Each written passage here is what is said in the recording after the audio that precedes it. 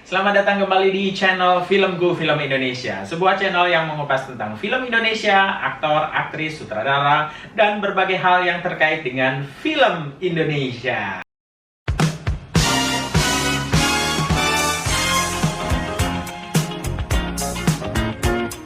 Dan hari ini kita akan ngebahas suatu hal yang menyeramkan, yaitu tentang film horor yang menjadi film paling menyeramkan di awal tahun ini. Film apa? Sebelum Iblis Menjemput ayat 2.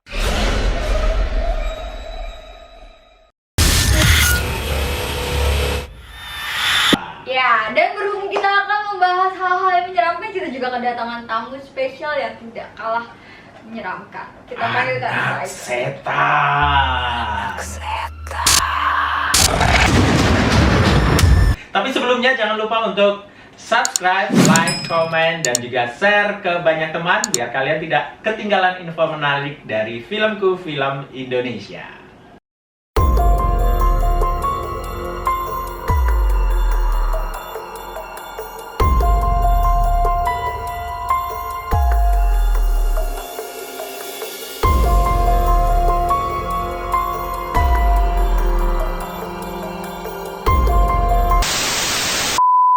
Seperti yang sudah kita janjikan tadi, bahwa kita akan kedatangan tamu yang spesial, yaitu anak setan.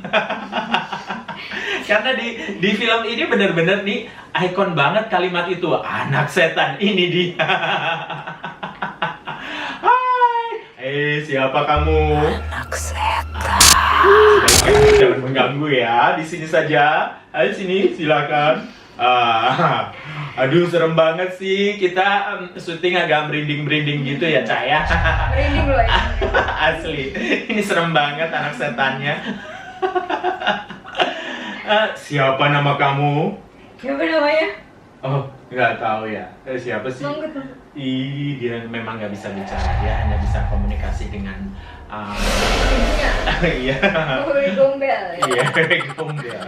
Oke, dan episode kali ini kita akan membahas tentang film Sebelum Iblis Menjemput ayat 2. Ini filmnya serem banget loh, Sa. Kamu udah nonton belum? Udah. Udah nonton tapi dengan tutup mata gitu karena Tutup mata dan pakai headset.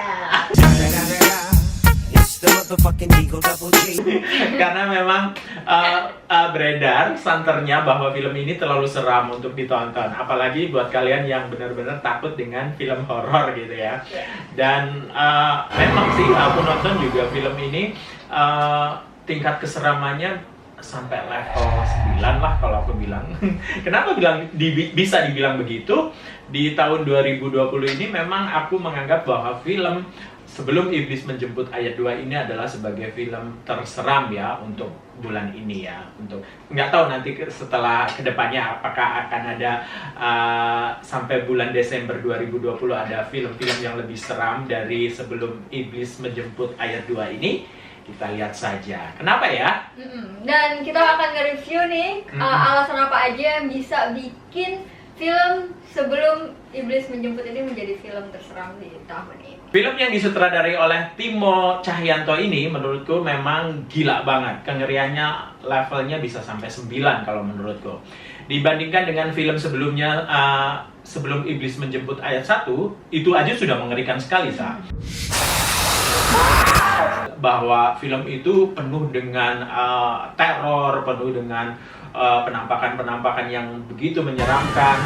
Terus efek-efek dari ilmu gaib yang serem gitu, yang menjijikan banget menurut aku. Itu di ayat 1 sudah terbangun dengan baik. Nah, di ayat 2 ini akan lebih menyeramkan lagi. Oke, itu kan tadi perbandingannya ya. Tapi dari segi alur ceritanya sih emang bener-bener ini nggak cuma film yang bikin kita cuman kayak dibikin kaget ada muncul hantu, tapi juga dibangun suasananya itu bener-bener kita nggak boleh dikasih nafas untuk nggak takut ya. Jadi kita penonton memang tidak diberi kesempatan untuk bernafas. Alurnya tuh emang bener-bener naik terus terjaga gitu ya. Dari awal opening film ini dibangun, ceritanya aja sudah bikin orang penasaran banget gitu. Ini apa sih? Ini apa sih? Terus disisipin kemunculan-kemunculan yang pertama mungkin sederhana-sederhana, hantu-hantu yang sederhana gitu, kemudian langsung ke naik level terus sampai di akhir cerita. Dan buat kalian yang belum nonton yang sebelum Iblis Menjemput 1, sebenarnya nggak perlu khawatir karena ini ceritanya itu awalnya itu tidak ada kayak sebenarnya berkaitan tapi itu tidak terlalu sama gitu ya. Iya, memang dibangun ceritanya diceritakan berbeda banget. Kalau orang nggak nonton episode 1 ayat satunya pun nggak masalah karena ini seperti film baru yang berdiri sendiri. Cuman ada flashback sedikit tentang sebelum Iblis Menjemput yang pertama. Iya, benar. Di tengah-tengah cerita mereka membawa kita pada mengkaitkan ke ayat satunya gitu, bahwa oh ini ada kaitannya dengan ayat 1. Mimpi buruk ini seperti tidak pernah berakhir. Karena apa? Karena sebetulnya yang jadi biang masalah keseramannya sama sebetulnya, yaitu sosok iblis yang jadi kayak jadi Tuhan ya, maksudnya sosok iblis yang diagungkan, yang diagungkan itu sama masih di ayat 1 dan ayat 2. Anak setan. Tapi emang background ceritanya jadi agak sedikit berbeda karena ini 15 tahun setelah peristiwa di ayat 1 terjadi. Dan peristiwa ini terjadi lagi. Wah, pokoknya ngeri banget deh. Dan kenapa semakin ngeri kalau diikutin film ini? Karena kita nggak hanya tadi yang kamu bilang bahwa kita disajikan dengan keterkejutan munculnya penampakan hantu aja, tapi teror dari monster seperti monster zombie gitu. Kalau siapa lagi yang akan menjadi korban, kemudian siapa lagi yang akan menjelma menjadi monsternya, dan siapa lagi yang kemudian ditambah lagi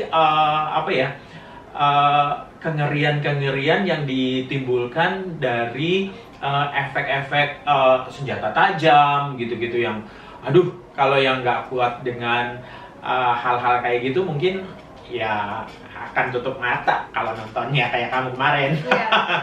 Jadi di sini juga menghadirkan teka-teki juga yang bikin kita tuh jadi semakin penasaran ya, sebenarnya ada apa sih di balik ini gitu, dan kenapa tiba-tiba hantunya muncul lagi gitu ya sih. Iya. Iya, teka-teki terus terbangun, pertanyaan-pertanyaan terus tergali di benak penonton ya. Berikutnya apa lagi ya. Jadi hal-hal misteri yang dibikin penasaran orang agar tetap nonton itu terjaga dengan baik kalau di sebelum Iblis Menjemput 2 ini. Oke, gitu. Yang berikutnya juga yang bikin film ini jadi makin spektakuler menurut aku sih dari pemainnya ya. Yeah. Pemainnya itu keren-keren banget dan berhasil membawakan karakter yang membuat kita jadi masuk juga ke dalam ceritanya. Jadi ikut ketakutan juga. Betul, pemainnya juga pemilihan pemainnya memang keren-keren, bagus, pas gitu ya. Actingnya kuat-kuat gitu ya. Salah satunya ada Chelsea Islan.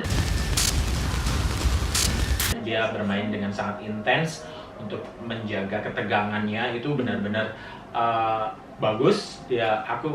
Aku suka sekali dengan permainan dia. Di samping itu ada juga setting lokasi. Setting lokasinya itu benar-benar ya. Setting lokasinya benar-benar seperti sebuah tempat panti asuhan lama gitu ya, tapi yang sudah tua sekali karena settingnya kan mereka harus kembali ke tempat panti asuhan mereka dibesarkan dulu gitu. Dan itu kayak sebuah villa yang udah tua, kayak tempat tinggal yang sudah lama, dan itu kayaknya ngeri banget ya. Tempatnya memang mendukung banget untuk sebuah film horor, dan aku rasa ini sangat berhasil pemilihan tempatnya, lokasinya ya. Lokasi, terus kostumnya, wardrobe-nya juga itu mendukung banget sih, keren banget. Kemudian menampilkan hantu-hantunya, monster-monsternya juga nggak biasa. Kemudian ada lagi nih yang lebih keren lagi di film ini juga menggunakan CGI yang yang keren banget, kayak lidah yang keluar dari mulut, kemudian badan yang berubah meletak-meletak gitu kan, serem banget itu. Jadi terus ada yang melahirkan dari perut terbelah gitu. Pokoknya ngeri banget Jangan spoiler.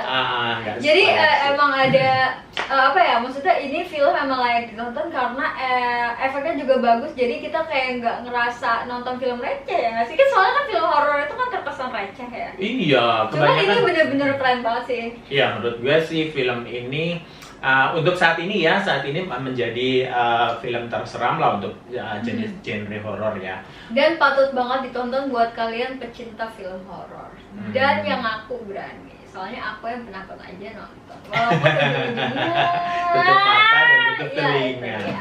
Ya, buat kalian yang hobi banget nonton film horor, jangan lupa untuk datang ke bioskop, tonton dan saksikan serta cintai film Indonesia karena filmku film Indonesia.